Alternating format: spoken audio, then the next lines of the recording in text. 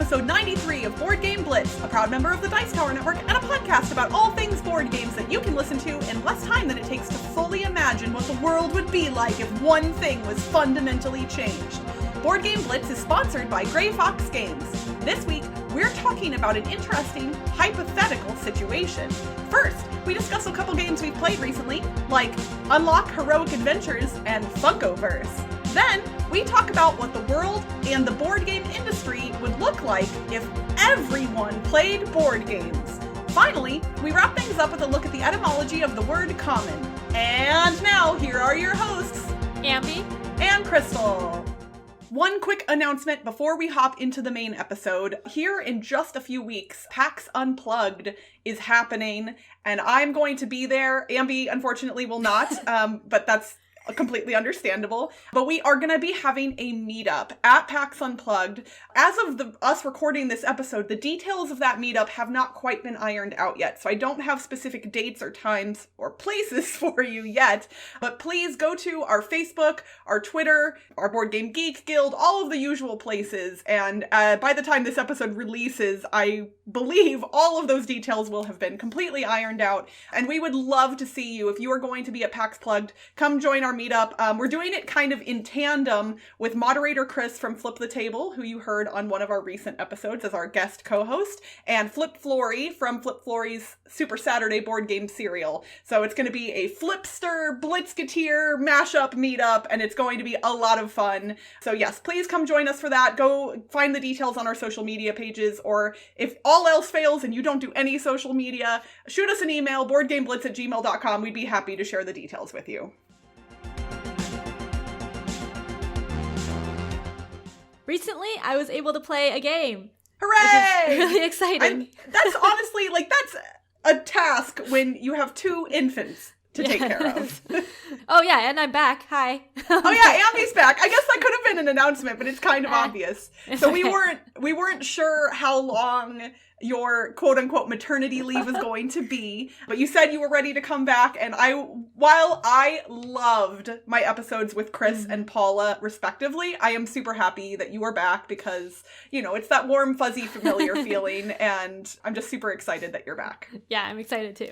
So anyway, I got to play Unlock Heroic Adventures, which is an escape room style game. We've mentioned it before. The Unlock series and the Exit series are both escape room type games. Is this one of those ones where the three are in a single box? Yeah. Okay. So Unlock Heroic Adventures has all three in one box. It has a video game themed one called Insert Coin Here. There's a Sherlock Adventures one, and then an Alice in Wonderland one. I forget the names of all of them, but that's fine. But we played all three of them. We actually got to play them in between, feeding the twins. And for the Sherlock one, we actually had to pause and wait, feed them and then resume it later because we ran out of time. But that's what's nice about the Unlock games, or any of these games really, is you can pause the timer and go do something else and come back to it. Yeah. So the way that Unlock games work is there's a deck of cards and then an app that has a timer, and the cards have app integration. There's puzzles in the app too, and then the cards have numbers on them, and you're finding new numbers by putting cards together, and then you get the new numbers, and that's how you advance the story. Actually, when we paused it, I don't know if it's my phone or the app, but after a while, it just, when I tried to go back to it, it was gone. It had closed. No. So it didn't save the progress. But I still remembered where we were going and what had happened, so I was able to redo it, but we didn't get a final actual score. But that's okay, because I normally don't care about the score anyway. I just like doing it. Sometimes the scores seem pretty bogus, too. Yeah. We'll do really good, and we'll still get a low score, and I'm like, this doesn't feel right. Yeah. So anyways, I mentioned before that I like Exit more than Unlock, but I think recently, this is the newest of the Unlocks that I've played. I think it's the newest one that's out, and the Unlocks I think have been getting better and better, and the Exits have been getting more stale for me. So this one, I really liked the stories. The theming was really good, and it was really creative, and the cards had interesting artwork clues on them. I'm going to try to do this with no spoilers. And then also with the app integration, there was some augmented reality, so you could look like you use your phone on the cards and it did stuff, which was really that's neat. cool. Yeah. That's unique. I haven't seen that in any of the escape room games thus far. Yeah, so I thought that was really neat. And what I don't like about Unlock is that there's hidden numbers in the card, so you have to like look really close to find a really small hidden number, and then you're supposed to find that card. I think in the later ones, there's fewer of those than there were at the beginning. Like the first couple had a lot of them, and they were hard to find. And now the app also has an auto hint for hidden numbers that I just have it on. So after a while, it just says, oh, like there's a hidden number on this card, just in case you haven't found it yet. So if you have that turned on, then that helps with not being able to find the hidden numbers if you... Yeah. I always play with that turned on too. Yeah, so we play with that turned on.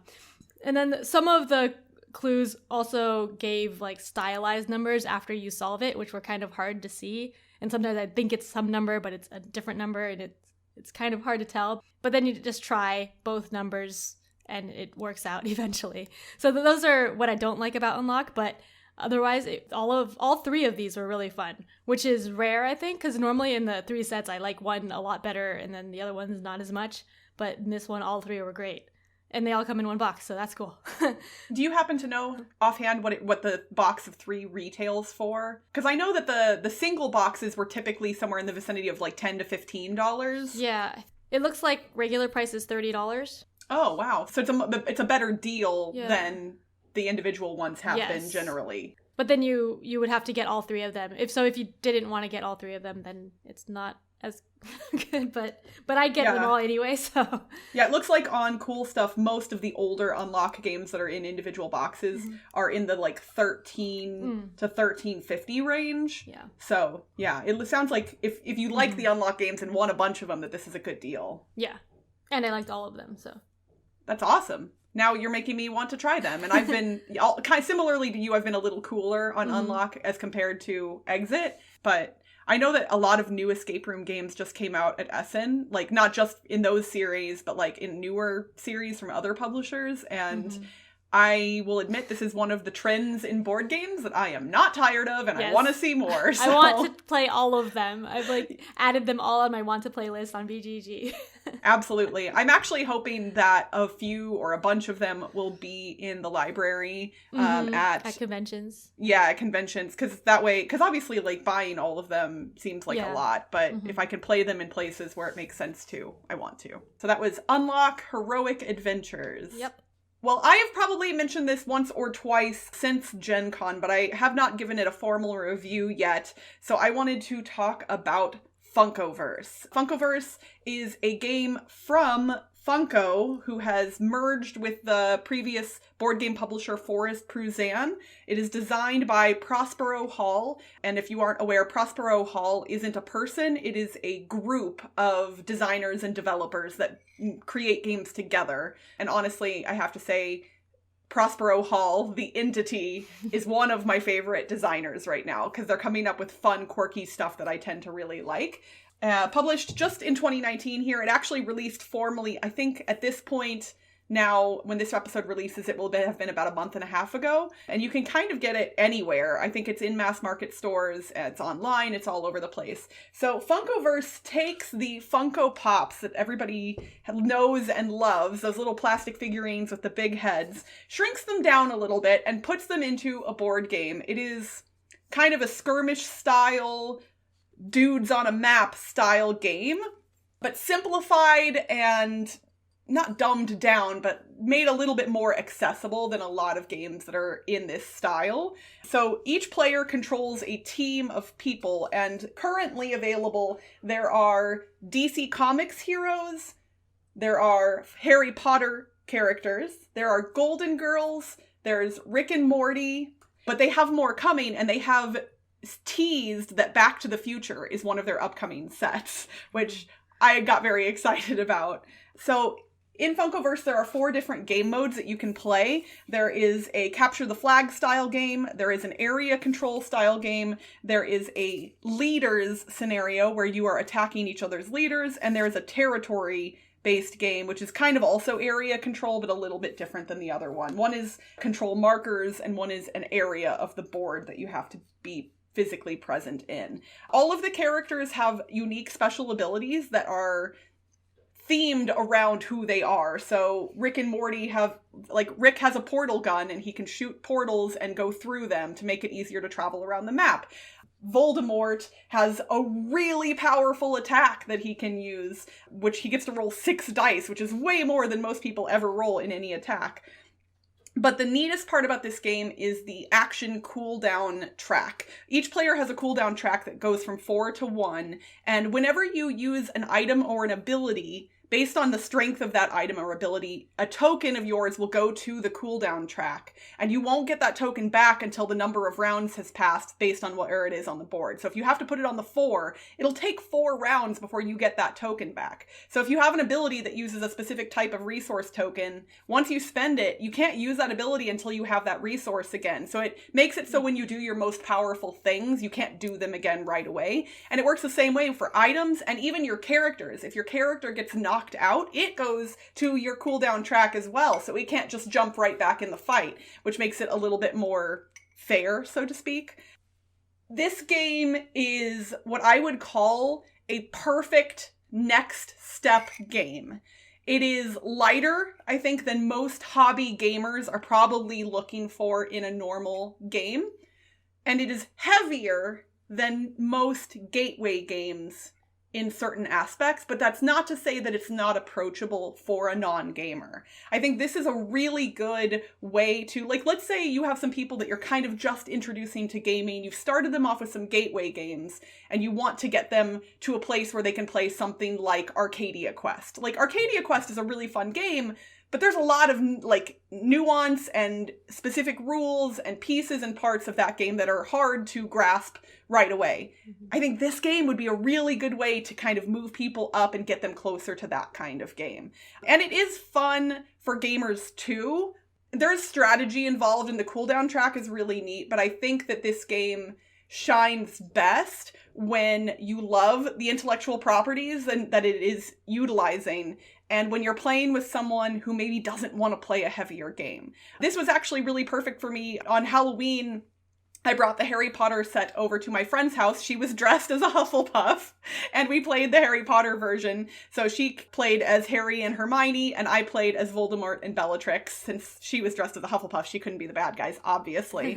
And it was light enough that, like, we could get up and go answer the door for trick-or-treaters when they came by, and then just sit back down and keep playing without having really broken the stream of action in any significant way. So it's great when you don't want to think too hard, but you want something that's a little bit crunchier than a super light filler game.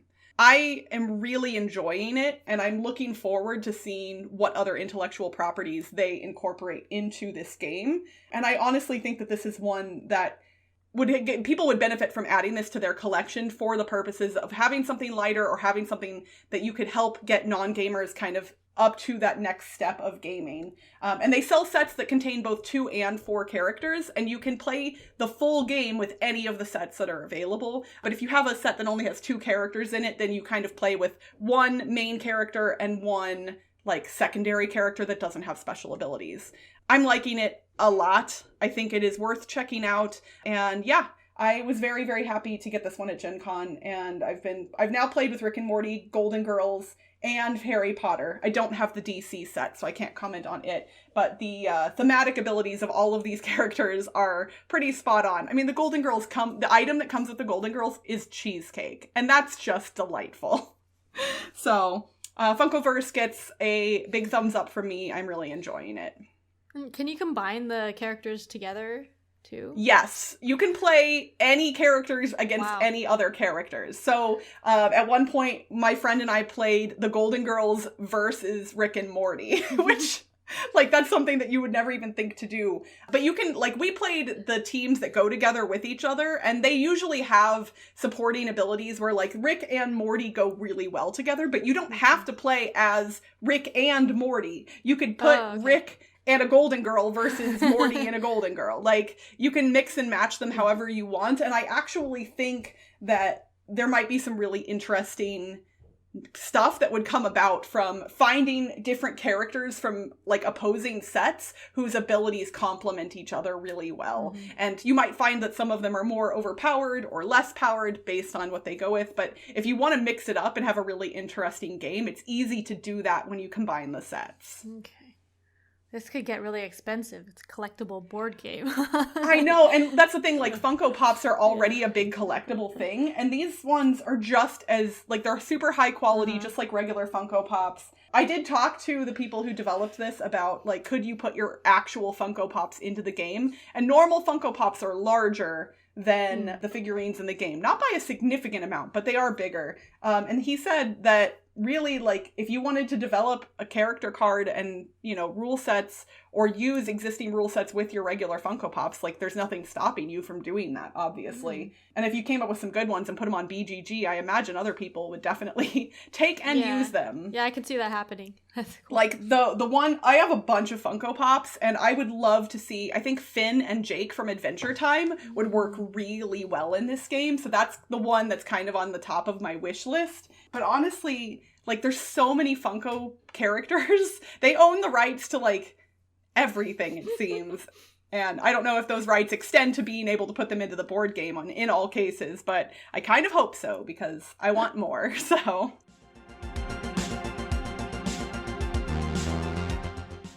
So when Ambie told me that she was ready to come back, I threw a hypothetical question at her that I said I wanted to discuss in this week's episode. We don't usually do these kind of, like, cerebral what-if scenarios, but I asked, what would the world be like if everyone played board games? And I don't mean if everyone used to play board games when they were a kid, because I think for the most part that tends to be true, but I mean, like, the things that people consume every day, like a lot of people watch TV or watch movies or play video games. What if board games were that pervasive as all of those other things, and it was just normal for everybody to play board games? What would the world be like? And I'm really bad at answering these.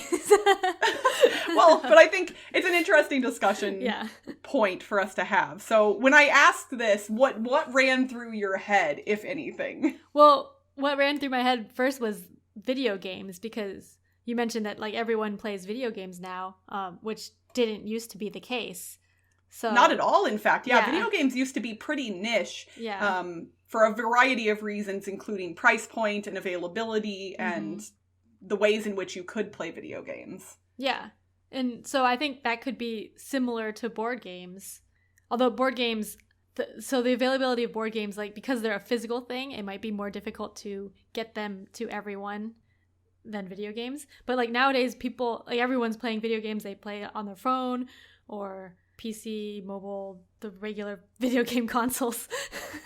But yeah, so there's tons of types of video games, all different types for everyone, because some people like puzzle games, some people like, what other types of games are there? Like action games or racing, fighting games. Yeah. Rhythm games. Like. And what's interesting is I bet if you asked somebody like my mom, you know, do you play video games? I think her answer would be no, because I think when people think of video games, a lot of people still kind of think of console gaming specifically or computer gaming. And my mom definitely plays games on her phone. I know she does. She plays every day. She plays things like, you know, Words with Friends and other things like that. And Words with Friends is essentially Scrabble, which is a board game. So, like, does my mom play board games every day? Kind of, yes. I don't know if she would say that, but, like, she does, technically. And I think there are a lot of people. I looked up some stats online.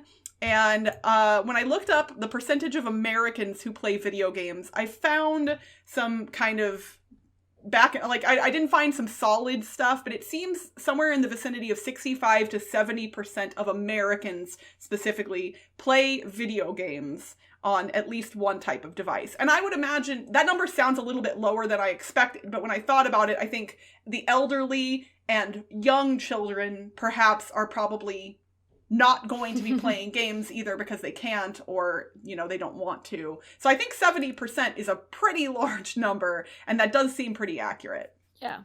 50% of our household plays video games. Because your baby's not quite playing games yet. But yeah, also people saying that they don't play video games even when they do. I think that could happen with board games too. Because I know a lot of people would say they're not board gamers, but I've played board games with them. So like a lot of my coworkers, they say, oh, we don't play games, but then we would play games with them for like at lunch or for team building events or something. Like we had a big Codenames event where everyone was playing Codenames. We had like a Codenames tournament type thing. So everyone at our work was playing board games, even if they wouldn't consider themselves as board gamers. Well, and I think a lot of people play board games casually and don't realize that like what you and I think of as the board game industry exists at all. Mm-hmm. Like a lot of people who play board games don't even know that Board Game Geek exists as a website. They've just never thought to look at it. And I used to be one of those people. When I started playing hobby games in 2007, Board Game Geek already existed, and I was playing like hardcore hobby games like Puerto Rico and things like that were right at the top of the lists, and I had no idea that Board Game Geek existed because I didn't even think to go looking for it. I loved playing games. I was playing every week, and I just didn't even know that there was this larger community. And obviously since 2007 the community has grown significantly. But, like, it's funny because it seems like, to us, those of us in the industry, that board games are a huge deal. But really, in the grand scheme of things, at least here in America, and obviously you and I are speaking from our experience here in the States, I know things are different overseas, especially in countries like Germany, where board games are more culturally pervasive. But here, most adults don't play board games regularly. It's more of like a casual thing or a party thing or a thing that they think of as, oh, I did that when I was a kid, but I don't anymore. But I think they're getting more mainstream than they used to be, because I always expect people not to play board games, and then we just meet, like, when we meet people, they're like, oh, I love board games too. And so it's like, oh, okay, cool. so like, I don't expect that. But there's more people that are playing them than I expected. That's true. Like, I've usually kind of diverted to that, you know, when people ask what I do for hobbies and I say board games, I used to kind of have to be like, to do the traditional, no, not exactly, Monopoly and Scrabble. And now when I give that type of answer, they kind of look at me strangely because they do know what hobby games are. They know that they exist, even if they aren't consuming them regularly. So I think we've definitely moved to a place where knowledge about board games is increasing. And the number of players playing them is obviously increasing too, but that hasn't gone up quite as much as far as I can tell. So what would be different if everyone were playing games? What in the industry, outside of the industry, what functional things about society would be different if everyone was playing games? So there would be a lot more board games. That's true. Yeah, like just and it's funny because we in the industry think there's so many, there's thousands releasing every year, but it would be even more if everyone was playing them. I guess manufacturing of board games would be a bigger industry. That's very true. And I think a lot of publishers have struggled because a lot of them want to be able to manufacture things, you know, here in the States if they are located in the States, and often have to get stuff manufactured overseas because the infrastructure just doesn't exist here in the States to get things manufactured at that large of a volume. And I know that that's a bummer for people. A lot of people want, you know, if you live in America, you want things that were produced here in America in some instances, and that's not often easy to do. And maybe there would be a lot of variety of pricings of games too, because, or like print and play, a lot of those, there already are a good amount of print and play games, but maybe that would be more pervasive for people who can't afford like buying a whole board game. Then they can do like a print and play or like a write and play. Yeah, well, and especially like as devices like 3D printers become more popular too, like it's not even, when you say print and play, I think it used to be literally just printed paper components, but a lot of people own 3D printers now and could theoretically print their own miniatures. Like, they might be obviously not quite as detailed or fancy as the ones that you would get in a full production copy of a board game, but it does, like, if you wanted to print a chess set today, a lot of people would just be able to do that. Or you can even, like, public libraries and universities often have 3D printers that you can kind of rent out and use. So it feels like that kind of thing would definitely be more available too. Yeah, and they'd have board games at those places too. Very true. I think that's a good point. I think there would be more physical locations where board games are sold or the playing of board games was encouraged in a more like friendly way. Because I think right now a lot of board gamers will go to a restaurant or a bar or a brewery or a coffee house to play games. But I imagine if everyone was playing games that there might be more dedicated spaces that lend themselves to those things. So instead of being crammed on a tiny table at Starbucks, there might be some larger tables to kind of facilitate that kind of thing. Mm-hmm. Board game cafes and board game libraries. It would be really cool to have a board game library where you can check out board games for free. That would be awesome. I mean, I know some regular libraries have started adding board games to their collections, and I think that's a really neat way to make the hobby more accessible to people who can't afford to purchase games on their own. Mm-hmm. Speaking of accessibility and price points, I think if more people played games, and therefore print runs of games were inherently larger, the cost of games could go down as well, because with anything, when it comes to manufacturing, generally, the more you make, the lower the cost is for each individual item, therefore lower cost to produce, lower cost on the end for the consumer as well. So those $60 price point games that we've kind of, I think, gotten used to, like when I think of a standard board game price for like a large game, $60 is where my brain goes. I imagine that might get closer to $50 or even $40 if they were able to be produced on a larger scale.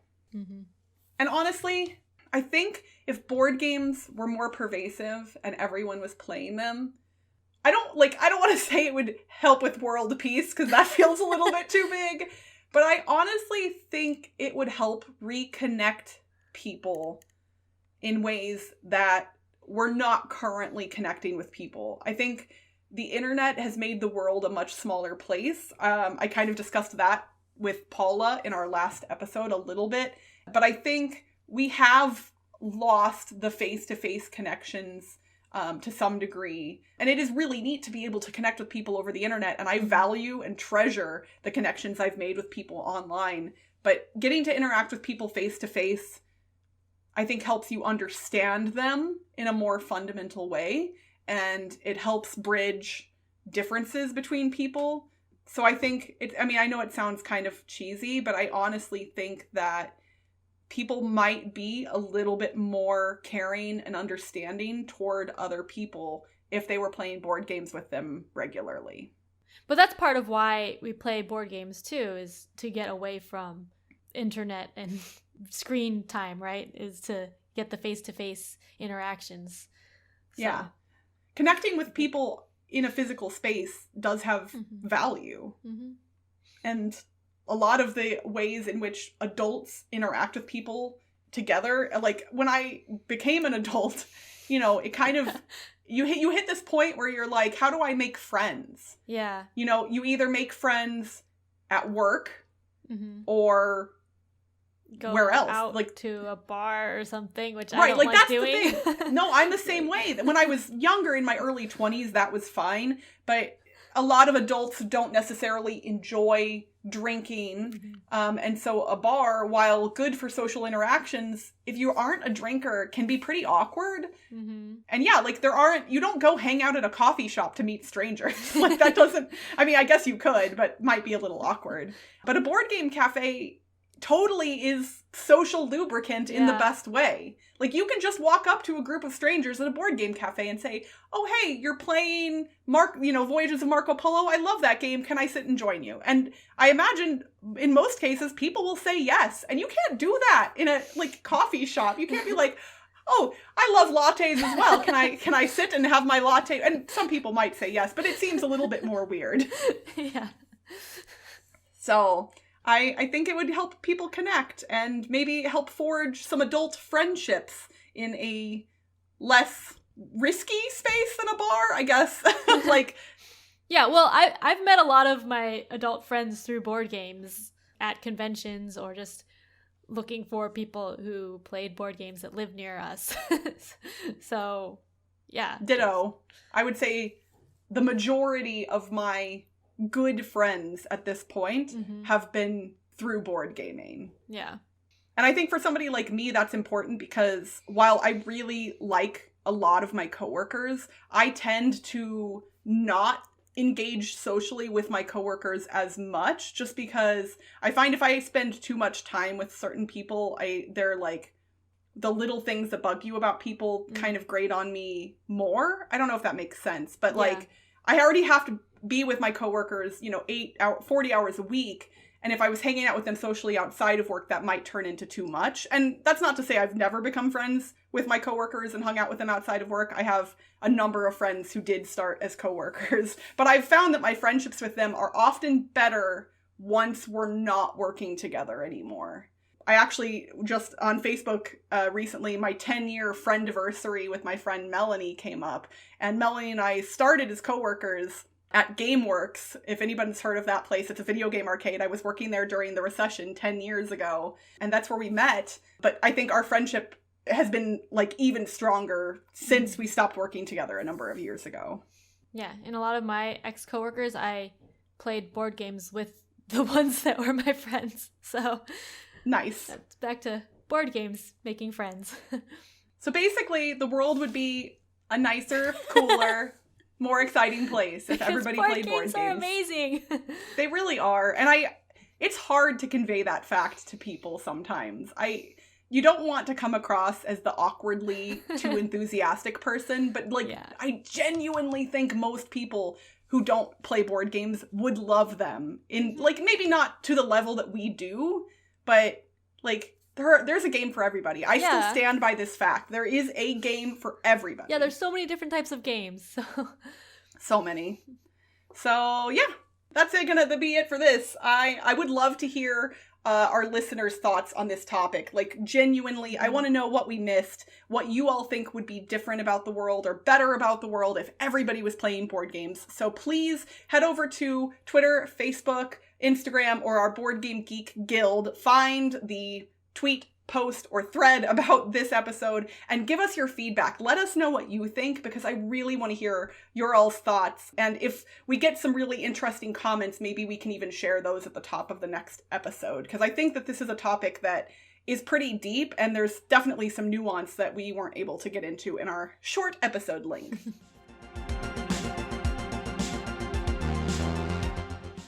For this week's etymology segment, we're going to look at the origins of the word common in honor of board games hopefully becoming more common.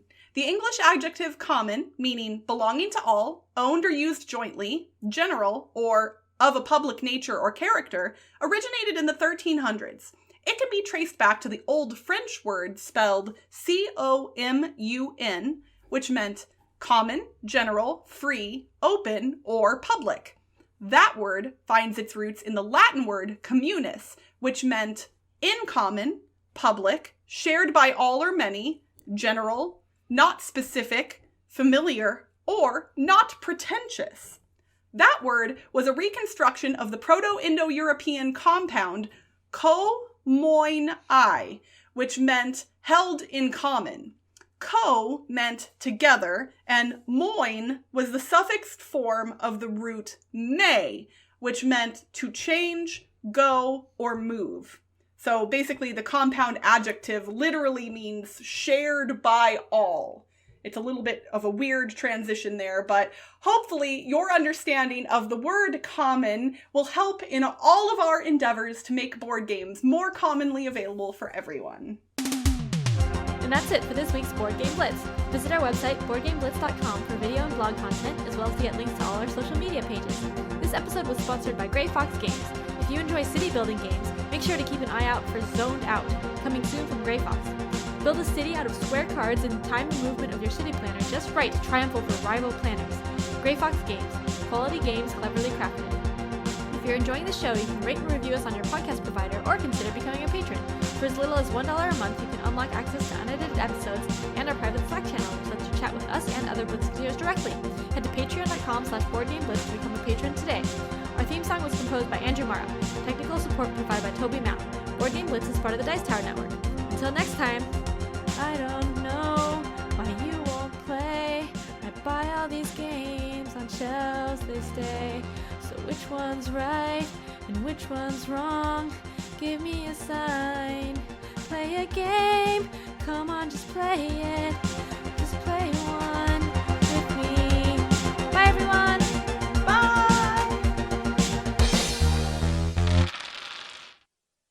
Owned or used. Okay, I'm just going to start over entirely so you don't have to, because I already, yep. It's time for this episode's alliteration puzzle. Last episode, when I was with Paula, we asked you to retheme a game about painting beautiful landscapes for baby cats who act a little bit wacky. What game was that, Ambie? That was Kooky Kitten Kanagawa.